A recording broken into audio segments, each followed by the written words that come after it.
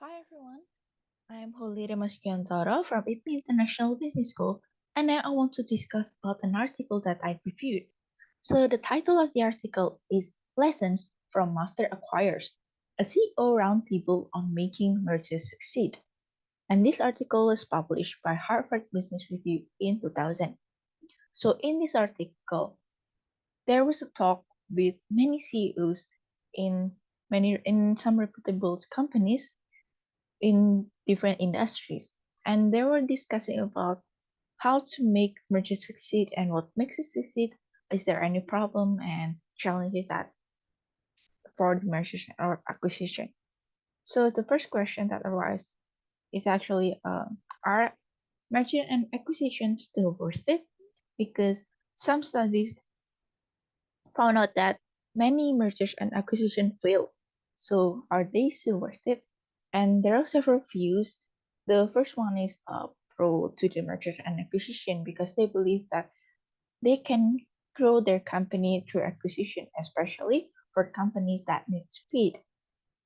And some believe that acquiring is faster than building from scratch.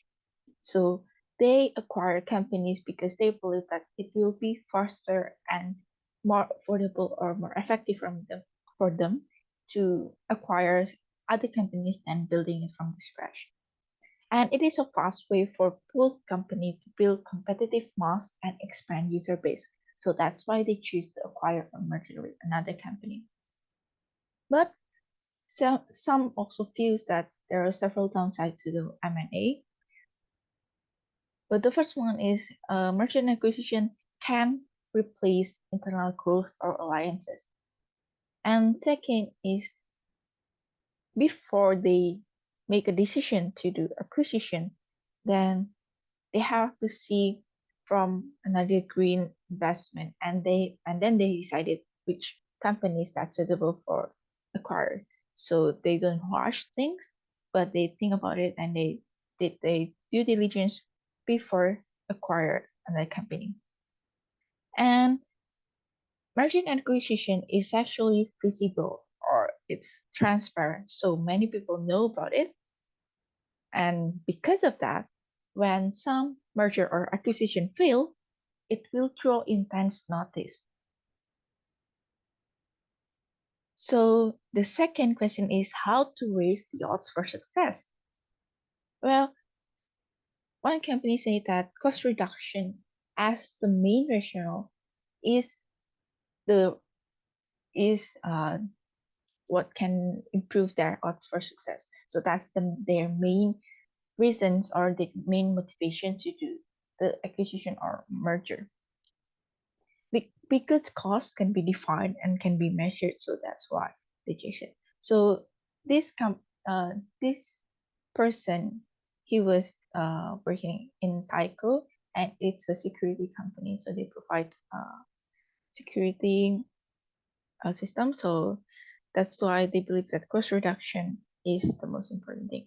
But different thing happen in pharmaceutical industry because they focus on revenue enhancement. So instead of a cost reduction, they believe that cost saving is more important. So because if they acquire or merge with another companies, then it will lower their cost of production for both of the companies. For example, they can save up to 500 million US dollar, and those money can be put into the research and development division because in pharmaceutical industry, R&D is what drives their growth. So if they put the money in the R&D division, then it will improve their revenue. Different views also happen in chemical industry because in chemical industry, the industry is really fragmented. So there are many industries and there are more than 200 companies working like in the similar field. So that's why they acquire or merge together to be more consolidated so they can cut costs and also grow together. And also to raise the odds for success, they have to minimize the cultural barrier because in some areas for in different geographical market, if company wants to enter that, then it will be really difficult for them because of the cultural barrier. So before they're acquired, they have to minimize that barrier. And then the next question is buying companies within the business space is the key to success? Well, yeah, most of them say yes because it offers a new consumer segment and geographical market. So although they're in the same business space, but it can offer them new customers and new geographical market so they can reach more wider audience or more wider market for their products. And yeah, they believe that sticking to their core business is what makes merger and acquisition success. Why? Because diversification leads to failure. And there are several examples in the article that talk about how diversification leads to failure in M&A because they don't have the management talent to support new products or services. So, although they can reach a new segment, but they don't have the talent to maintain the product or their services. So that's why it failed. And M&A can be viewed as a critical strategic tool for growth in the new economy.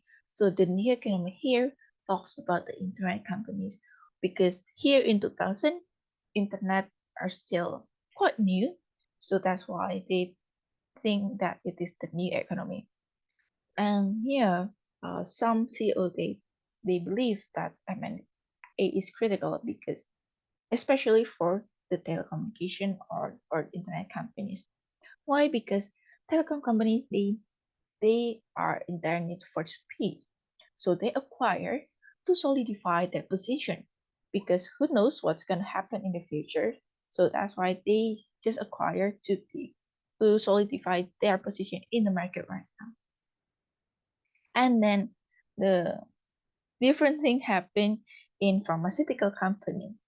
So in pharmaceutical company, the young people they understand better about how to use the internet, how to utilize it, and uh, how to use it for a better purpose or to market that product.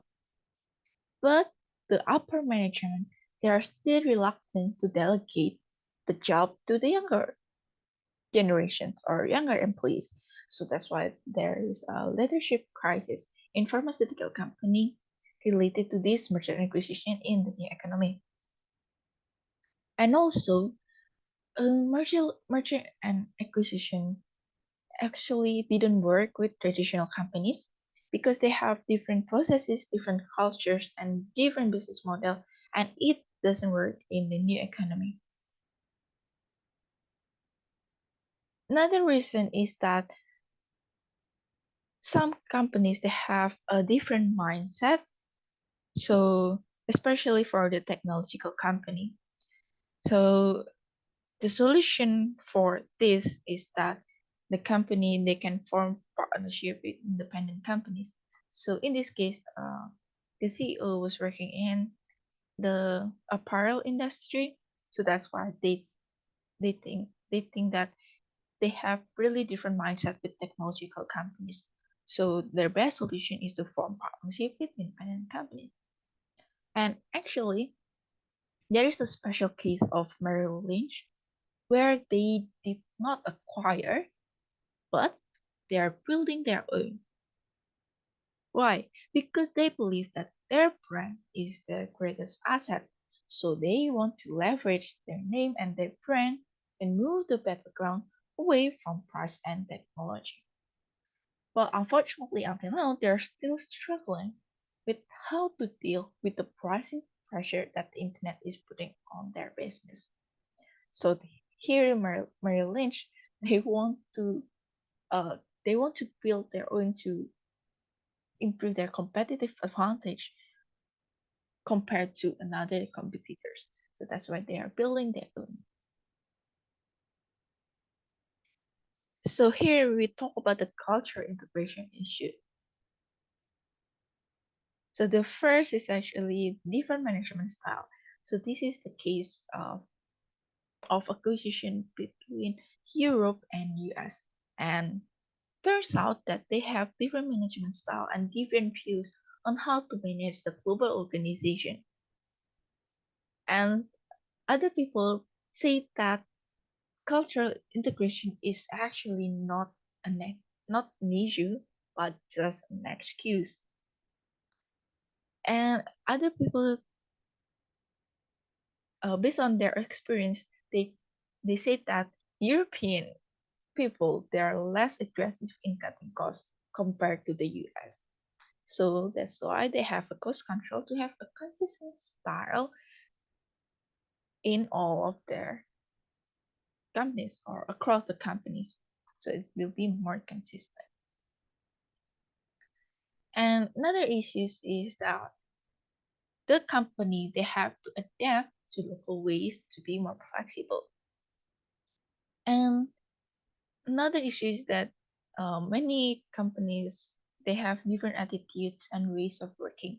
So they have to like build trust. They have to communicate to have common understanding and common goal. And some people say that actually not every acquisition need to be highly integrated. So not every company that they acquired has to be similar with their company, but instead they can choose to be more independent and to be more flexible, because actually it depends on the channel, on products, and on the company acquired itself. So the mechanics of integration first is concentrate on business portfolio. This is before the M&A. But after the deal is processed, then they have to switch their view on people and processes. And second, most important thing is you should have the management structure laid out. So because of the merger or acquisition, many employees they are confused on what's going to happen to me and what will yeah in what division will I be. So they have to have the management structure laid out so the employees they can understand better, they can know where they will be. And another mechanism of integration is to understand the local culture, especially if you want to acquire a company in different geographical area. So company they must learn before making any changes. And some people believe that if they present the objectives of the new merged companies and they are and they communicate it to the employees, and then they are looking for those people who are willing to embrace new philosophy, who are excited for the new philosophy and join hands with them in the new merged company. So there are several problems in the integration, but there are two main issues. The first one is employees and customers. As I've said earlier, many employees they will be confused and can't know where to go or what will they be in the future. And the customers also they have to be maintained or they have to be retained. So that's why communication is really important for the newly merged or acquired company. And second problem is how to retain the people or the talent. What incentive can we give them to stay? Because in many cases, in a merge or acquired company, then they cash out. The employee they cash out and they leave. So the challenge here is how to retain people to stay. So that's why, yeah, because it will impact on the talent of the company. Okay, the last thing that they discuss is actually the composition of board, because in many cases the composition of the new board will will not have the board from the acquired company. So, for example, if a company A acquired company B, then the board in the company B will not join the new board with the company A. So there are several reasons. Well, the first one, it actually depends on the board interest. So some people, they take the board role in the new company because of personal stake or because they can do something in the company. And some people, they want to open their own ventures, so that's why they don't take the role in the newly uh, acquired company. And actually, the challenge here is finding the people. So the problem is not whether the board from this company can join the other company, but the challenge is how to find the people who are prepared to represent the interests of all shareholders. Because it's not only one company, but it's already two companies. So they have to find people who can bridge that and can represent the interests of all shareholders. And another thing is that sometimes they combine two boards. So it will be a really huge because it comprised of boards from two companies. But then over the next 2 years, it will come down to a normal size. So according to the article that I reviewed, uh, I I believe that in merger and acquisition actually there are no right or wrong because why it depends on what your company needs.